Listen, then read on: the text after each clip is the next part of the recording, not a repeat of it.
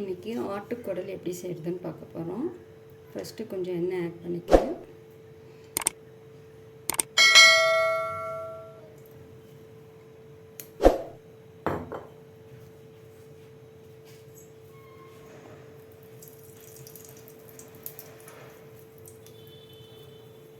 பெருங்காயம் ஆட் பண்ணிக்கிறேன்.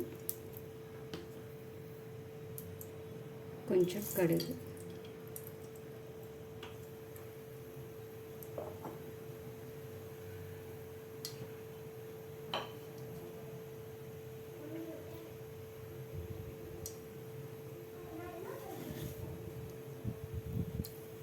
கடுகு நல்லா பொரிஞ்சதுக்கப்புறம் கறிவேப்பிலை ஆட் பண்ணிக்கிறேன். அதோட ஜீரகம், கொஞ்சம் மிளகு,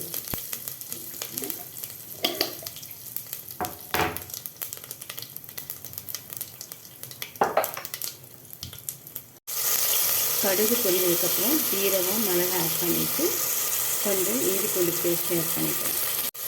இப்போ க்ளீன் பண்ணி வச்சுருக்க ஆட்டுக்குடலை ஆட் பண்ணிக்கிறேன்.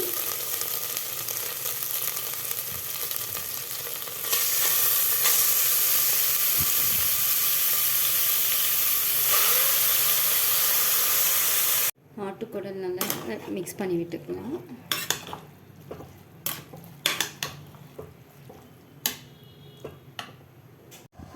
ஒரு 5 செகண்ட்ஸ் மூடி போட்டு க்ளோஸ் பண்ணிக்கலாம்.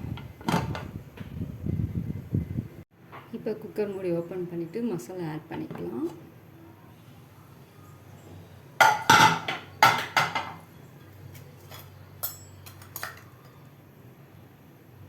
கொஞ்சம் மஞ்சள்தூள், வரமிளகாத்தூள் 2 ஸ்பூன், கொத்தமல்லி தூள் 2 ஸ்பூன் ஆட் பண்ணி நல்லா மிக்ஸ் பண்ணி விட்டுக்கலாம்.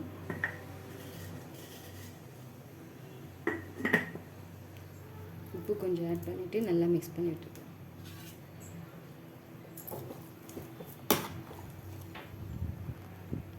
மசாலா நல்லா மிக்ஸ் பண்ணி விட்டாச்சு. கொஞ்சம் நேரம் வேகட்டும். ஆட்டுக்குடல் நல்லா வெந்துட்டுருக்கு. இப்போ நம்ம வாட்டர் ஆட் பண்ணிவிட்டு குக்கர் மூடி போட்டு விசில் போட்டுடலாம். ஒரு 10 விசில் விட்டதுக்கப்புறம் எடுத்து தாளிச்சிடலாம்.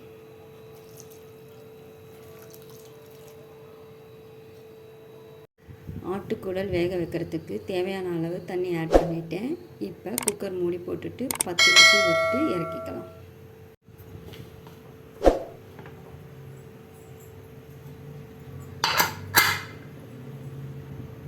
இப்போ ஆட்டுக்குடல் குழம்பு வைக்கிறதுக்கு மசாலா ரெடி பண்ண போகிறோம். எண்ணெய் கொஞ்சம் ஆட் பண்ணிவிட்டு வெங்காயம், பெரிய வெங்காயம் 3 வெங்காயம் எடுத்து கட் பண்ணி வச்சுருக்கேன், ஆட் பண்ணிக்கலாம்.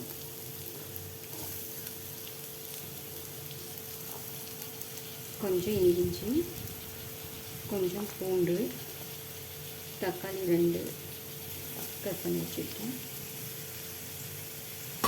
இதோட கசகசா கொஞ்சம், பட்டை கொஞ்சம், கிராம்பு கொஞ்சம், சோம்பு கொஞ்சம் ஆட் பண்ணிக்கலாம்.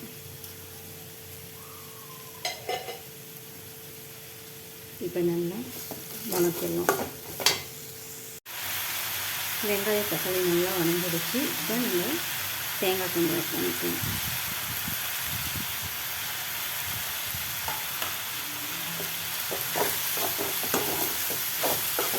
கலரிட்டு ஆஃப் பண்ணிடலாம். அரைக்கிறதுக்கும் மசாலா ஆட் பண்ணணும். 1 ஸ்பூன் மிளகாத்தூள், 2 ஸ்பூன் தனியாத்தூள் ஆட் பண்ணிக்கலாம். ஆனதுக்கப்புறம் மிக்ஸி ஜாரில் மாற்றிட்டு அரைச்சி எடுத்துக்கலாம். மசாலா நல்லா அரைச்சி எடுத்தாச்சு. குடல் நல்லா வெந்துடுச்சு. இப்போ நம்ம மசாலாவை ஆட் பண்ணிக்கலாம்.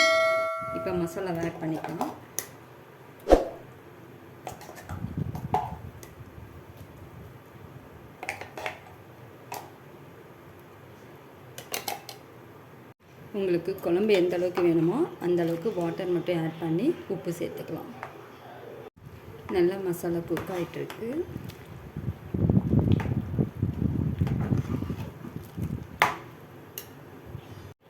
குடல் குழம்பு நல்லா குக் ஆகிட்டுருக்கு. ஒரு 5 மினிட்ஸ் இருந்ததுக்கப்புறம் கொத்தமல்லி தழை போட்டு இறக்கிடலாம். இப்போ கொத்தமல்லி தழை தூவி ஆஃப் பண்ணிடலாம்.